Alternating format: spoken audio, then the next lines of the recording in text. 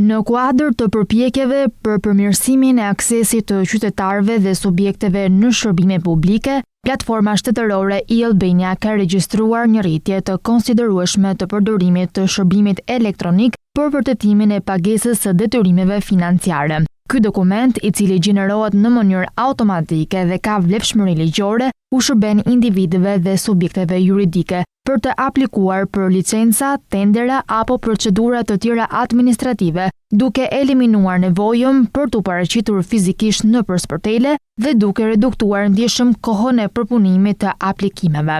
Që nga viti 2017 janë realizuar afro 580.000 aplikime. Vetëm gjatë periudhës janar-gusht 2025 janë kryer 189.290 aplikime, një tregues i qartë i shkallës së lartë të adoptimit të shërbimeve online nga qytetarët dhe bizneset shqiptare.